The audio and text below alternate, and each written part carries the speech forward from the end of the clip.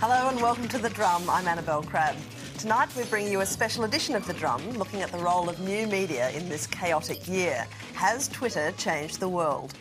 Our panel tonight are Tweeters All. Chas Licciardello from The Chaser, blogger and senior law lecturer at Queensland University of Technology, Peter Black, and in Canberra, political correspondent with Radio 2UE and soon to become the ABC's new social media plaything, Latika Bourke. Welcome. Well, thanks, Annabelle. The news cycle is speeding up. Even the past 5 years has seen a complete revolution in the way news organisations handle breaking news.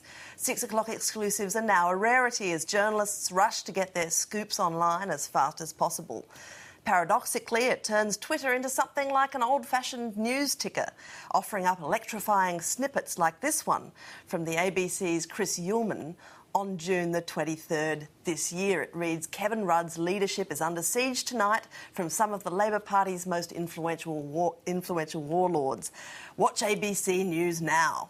Now, Peter Black, this is sort of Twitter acting as a kind of a pimping agent, isn't it? Kind of sending viewers the way of established media outlets. Yeah, in this instance, Twitter was being used as a conduit, more or less, to just let the people on Twitter know that there was some breaking news and that if they wanted to know more, then they could go to ABC News. And Twitter's often used like that, not just with turn on the TV or turn on the radio, but also here's a link, which will then give you more information if you're interested in it. And I think that about 25% of tweets that go out contain links, don't they? Which seems to be one of the important ways that that medium actually circulates information. That's right. I mean, it wasn't one of the early things that Twitter was known for. It was very much, you know, what's happening now sort of information, like what are you having for lunch, the standard sort of cliche. But it has increasingly been to spread news and information like that, and so you do see little links, as well as to links to pictures and videos, and most of the Twitter clients and apps now allow you to do that as well. Well, when the ballot did happen on June the 24th, news of the result was broken on Twitter by the Australian's journalist in Canberra, Samantha Maiden, in this message which shows that you don't need too many words to get the point across. It's Julia, no ballot. Hash spill. Now, Latika Bourke, if I can bring you in, you were in Sydney being named as Walkley Young Journalist of the Year on the night the challenge happened, and you jumped straight into a car and headed for Canberra, missing the party in the process. But talk to us about what role social media played in the events of the ensuing 24 hours when you were heavily on the tweet, as I recall. Yeah, Annabelle, look, I think the Spillard, as we referred to it on Twitter, Gillard Spill, was actually a less better example of how social media has really changed the political landscape and the reporting of it. The best one, I think, was the Malcolm Turnbull spill, and you had 2 weeks of absolute feeding frenzy within the Liberal Party. They were just tearing themselves apart, and a great deal of it was being played live out on Twitter via all these journalists. So you had this great water cooler of gossip, some of it fact, some of it hearsay, and it was our job to work out what was worth chasing up and what wasn't. And the same thing kind of happened with the Spiller. The only problem was she did the job so quickly there was no time for fun. Well, one of the funny things about watching those events unfold through the medium of Twitter is that the way that journalism used to work is that you would kind of hear all these rumours during the day and so you get bum steers and accurate steers, and by the end of the day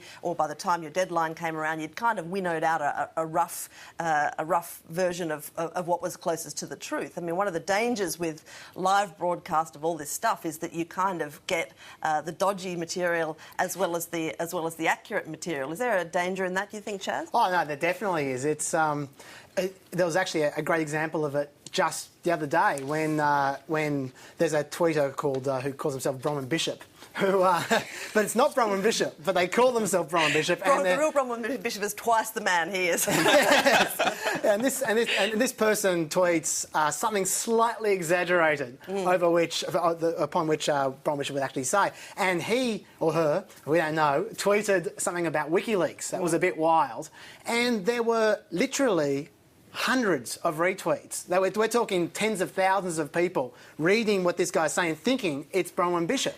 Because the diabolical thing about that particular account is that if you go back through the old messages, it looks just enough like Bronwyn Bishop, but it's not crazy stuff. So, you could think that it was actually Bronwyn Bishop. Exactly. Yeah. And the problem is that by the time the good guys come along and two of whom are sitting in front of me at the moment, to actually say this isn't true. It's 6 hours later and everyone thinks it's true. The digital locusts have just moved on to another target. I love those locusts. It's not all about reporting what's just happened, of course. Sometimes social media can actually make things happen. And Twitter today, in fact, released a top 10 list of the most powerful tweets of the year. Number 1 went to the Today Show anchor Ann Curry in the United States, who noticed a tweet from Médecins Sans Frontières during the Haiti earthquake disaster. Now, the aid organisation complained it was unable to get US Air Force clearance to land its plane at the airfield. And Curry sent this tweet. And within an hour, clearance was granted. She says, "Find a way to let Doctors Without Border planes land." Chaz, how do you reckon social media has influenced the way that the world deals with disasters in particular? Well, I think it's really helped raise money more than anything else. Like, for instance, the Pakistan floods was an issue that wasn't covered a huge amount in the Australian media, but on Twitter there were endless appeals to raise money, and I think it was the same in America as well. And I think Twitter's a good medium to make a small amount of difference in a very easy way. And so it's very easy just to click a link and donate $10. And whereas it used to be a lot harder to do that kind of thing. And I think that's probably the main way it's probably revolutionised things. And when that Qantas jet had an incident quite recently, it was extraordinary to see that the first news of that and even the first pictures went out via Twitter, didn't they? Latika, I can hear you. Yeah, I actually think, Annabelle, that was one of the worst examples of where live broadcasting and reporting on Twitter goes wrong, because so many people got it wrong. So many people thought that a Qantas plane had gone down, and several major outlets were reporting that a Qantas plane had crashed. Now, what people were seeing was anything that happens in a newsroom within an hour. And for me, working in radio, it's between the last hourly news to the next one. That type of stuff happens. Did it happen? Did it not? We're trying to work it out. Now, all of this is being played out on Twitter because people expect us to have the answers when something big is happening. In that case, a lot of people got it wrong, and it was a real kind of wake-up call for people that if you do want to see the sausage making, not that I'd ever defend putting faulty facts out there, if you do want to see the sausage making, sometimes it's actually not good to see. Yeah, you get rid of the gristle, don't you? And I was going to say, You do. On that note, I actually think Twitter's made journalists more important than ever for exactly that reason. And there was a great example recently, again, with WikiLeaks, when there was a rumour going around that Julian Assange had been knocked off the Times Man of the Year list. And the people were arguing, is it true, is it not true? And what I noticed was everyone kept on tweeting to Mark Colvin, asking him. And I was thinking, why would Mark Colvin know? But Mark Colvin's a guy that everyone trusts to know what he's talking about. So when you have someone who can trust, like a journalist, I think they become more important than ever to be a referee. Well, the perils of social media became even more evident in 2010. Twitter can be a tool for good, but it can also get you into a spot of bother, as some of in the Twitterverse discovered this year. A simple tweet can see you threatened with defamation, forced to publicly apologise for a slip of the keystroke, or even facing the sack. CNN Middle East reporter Octavia Nasser got the sack over this tweet. Sad to hear of the passing of Syed Mohammed Hussein Fadlallah, one of Hezbollah's giants I respect a lot. Is the rule here, Peter, to make sure that you remember the context in which your comments will be read? Yeah, I think there's two things to really remember. The first, obviously, is that no matter who you are on Twitter, people are reading.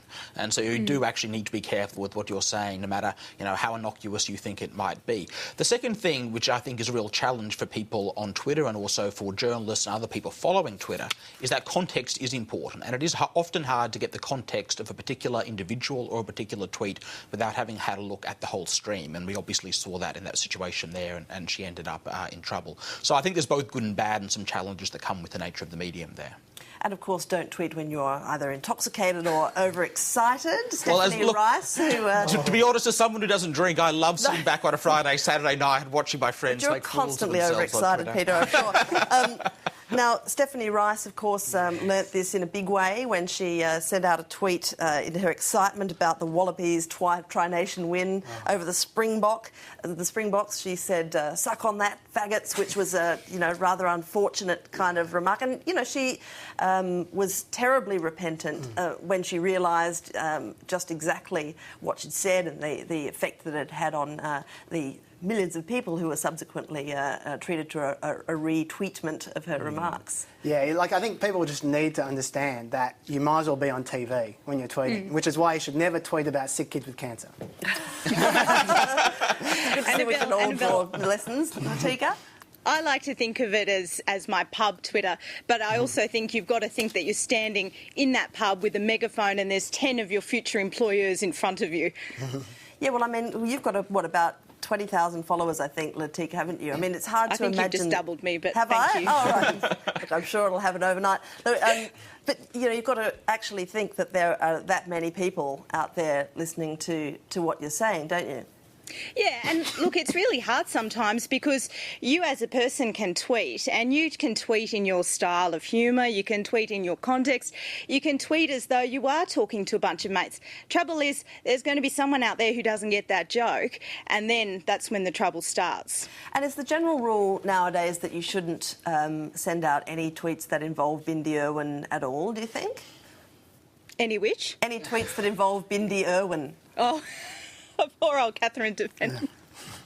Yes, no. Well, that was Best kind not of to. was that an example, do you think, of a kind of an older media finding out the kind of, the rough end of the pineapple as far as Twitter can go? Yeah, I do think she was judged a little bit harshly for that basis by the more sort of traditional conservative type model, and that sure, perhaps the joke wasn't in the best of taste. I don't think there's much doubt about that. But nonetheless, it still was a joke, and that was pretty clear to everyone. And so the sort of reaction, I think, was a little bit hysterical to that. She definitely got hit by the lynch mob, but I will say this, that on the night, because I was following her and I was watching it live, just going, oh, OK, I'll avoid that. On the night, she was getting lots of complaints from her followers, in context, reading her tweets and going, that's not on. And she replied with basically rack off. And I think that's a real lesson as well, that you can easily step over the line on Twitter. I've done it many times myself, but use your followers as an example to tell you that that's a red light, and then you apologise and you might delete or you might clarify. But usually your followers are a good way of telling you when you're in a bit of trouble. So yeah, I'll second that too, because as a journalist, and I think any profession, Twitter makes you accountable. If you're going to have a public job, these people are your audience and they're telling you sometimes whether this is on or off. And I've had a couple of instances where I've gone, yeah, fair cop, that was probably a bit too much. Sorry, I won't do it again. So look, not a bad thing to do. We can't get to the end of this particular segment without talking about what we're seeing at the moment, which is the first public instance that I can recall of a